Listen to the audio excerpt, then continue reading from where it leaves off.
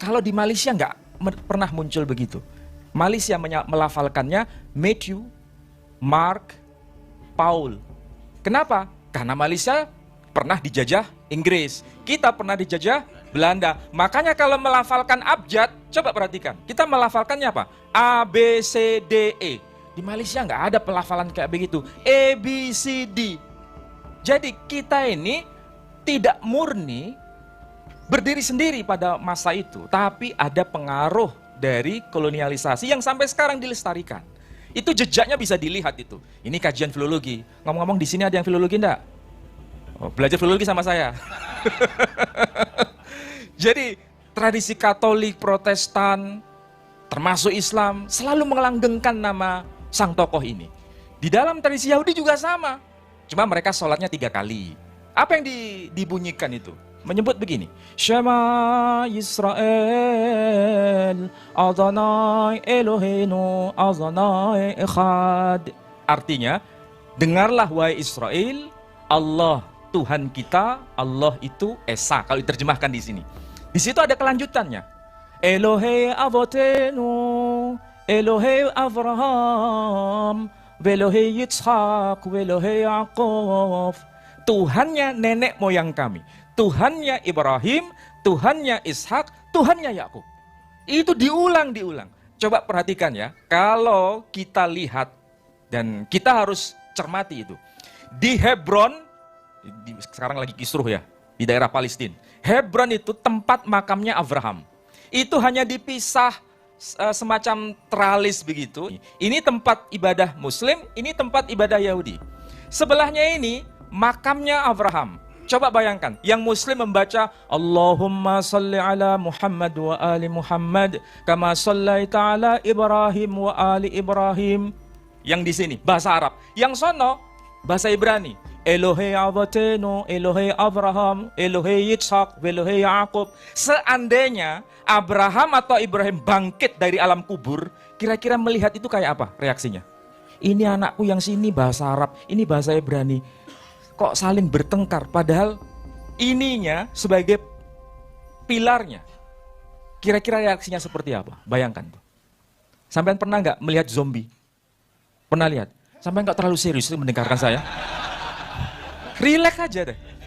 Tapi coba perhatikan tuh, kalau kita seperti Abraham kayak begitu, reaksi kita kayak apa? Melihat anak-anaknya itu bertengkar. Beda biarkan beda, jangan dianggap sama. Yang sama-sama itu ambil pelajaran, supaya kita bisa maju bersama. Dari sisi itu, kita bisa mencermati. Poin yang kedua, kalau kita sudah belajar mengenai sosok Abraham, ini pelajaran menarik. Abraham itu orang yang luar biasa. Itulah sebabnya kita peringati harinya, hari bagaimana dia melakukan ketaatan kepada Tuhan. Itu yang belum kita bisa fotokopi dalam kehidupan kita. Ini pengantar, nanti diskusi lebih lagi. Yang penting sudah diambil pelajaran dari satu tokoh yang sama ini.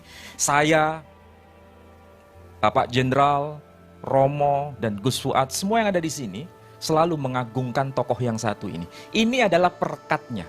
Kalau dalam konteks bangsa kita, apa itu? Lihat Sotasoma. Kembali pada dasar yang kita punya. Kitab teks Sotasoma, kakawin tadi disebut. Kakawin Sotasoma itu, karangan Putantula itu. Mangkang jinatwa kalawan siwa tatwa. Binneka tunggal ika tanhana dharma mangrua. Kira-kira ngerti maksudnya? Mangkang jinatwa. Maka inti sari dari jina. Jina itu nama lain dari Zen, Buddhism.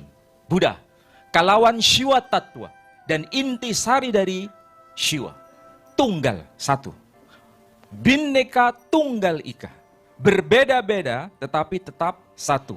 Tanhana dharma mangrua. Tidak ada dharma yang mendua. Apa itu dharma? Dharma itu kalau di dalam kitab Bhagavad Gita versi bahasa Arab yang digarap oleh saudara-saudara kita dari kalangan Hare Krishna, dharma diterjemahkan din. Din. Apa itu din? Dharma. Orang Jepang menyebutnya daruma. Karena orang Jepang kesulitan membaca sebuah konsonan tanpa ditambahi dengan vokal. Maka dharma menjadi daruma. huruf L bergeser menjadi R. Itulah sebabnya pensil dibaca pensiro, hotel dibaca hoteru. Ada yang belajar bahasa Jepang? Dari situlah kita bisa paham bahwa kebenaran itu sebetulnya esensinya satu. Hanya dalam lapis-lapis luar itu beragam. Itulah sebabnya kalau kita mempelajari dalam konteks ini, kearifan keindonesiaan kita itu bisa terjaga dengan ini. Masih ada lanjutannya itu. Tanhana Dharma Mangrua. Kemudian dilanjutkan. Ada istilah Pancasila itu. Nanging hana pamintaku. Huri pana sahananing ratu kabeh yatan gegen Pancasila. Hendaklah engkau berikan kehidupan bagi para raja. Dan hendaklah engkau pegang erat-erat itu Pancasila. Pancasila di sini bukan dalam konteks 5 sila yang kita kenal dalam kebangsaan kita. Awalnya Pancasila itu tradisi Buddhis. Kemudian diadopsi dalam kebangsaan kita. Jadi awalnya itu konsep teologis, tapi menjadi konsep kebangsaan. Inilah kearifan dari founding fathers kita.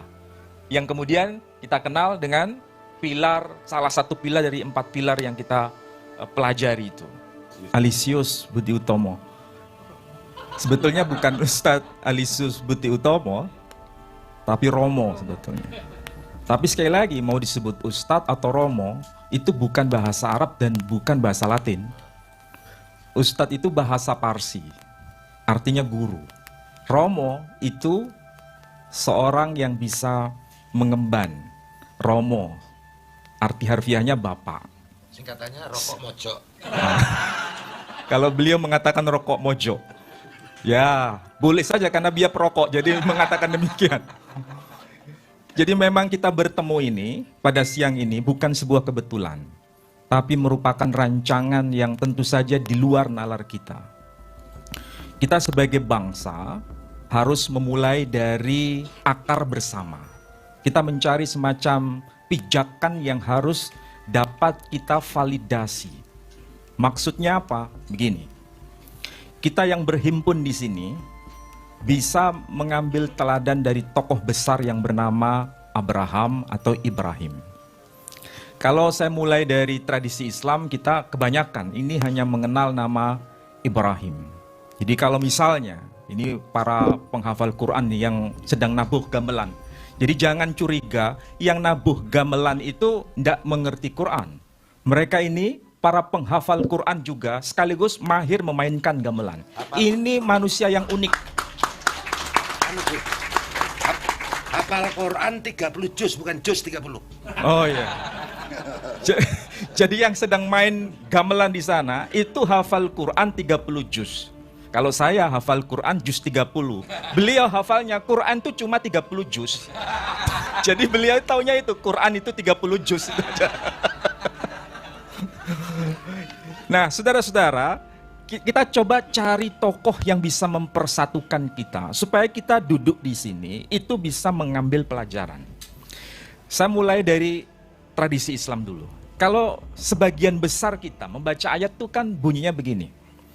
Wa idh yarfa'u Ibrahimul qawa'ida minal baiti wa Ismail Rabbana taqabbal minna innaka antas sami'ul alim.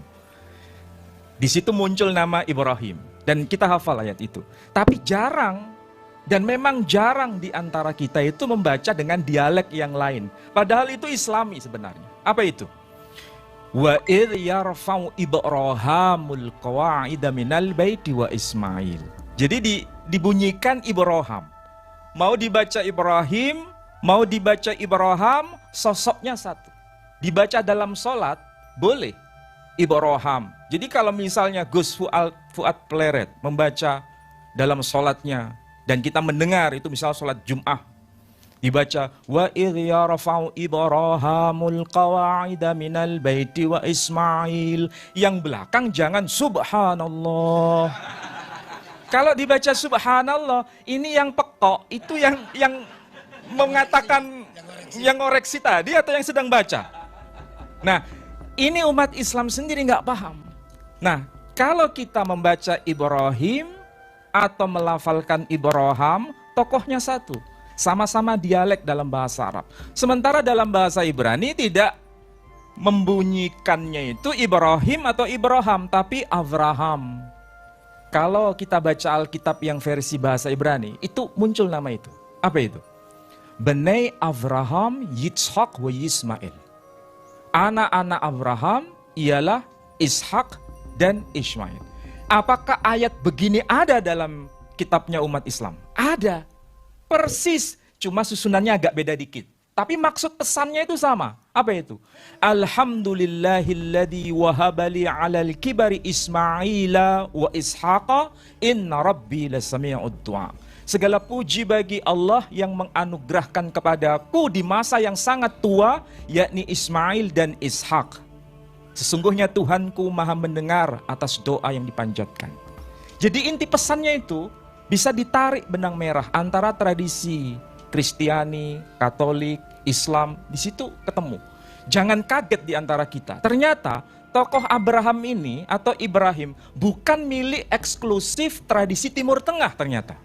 Tapi juga bagian dari tradisi Arya, tradisi India. Cuma cara penyebutannya ini memang agak berbeda pelafalannya. Kalau Islam misalnya, Ibrahim, Ibrahim. Kalau tradisi Kristiani atau Yahudi atau Katolik menyebutnya Abraham atau Abram. Sementara tradisi Hindu menyebutnya Abhiram. Tokoh selanjutnya setelah menyebut Abhiram, Puter Terahan, Puter Nahoran. Sementara tradisi Islam menyebutnya Ibrahim bin Tari bin Nahur.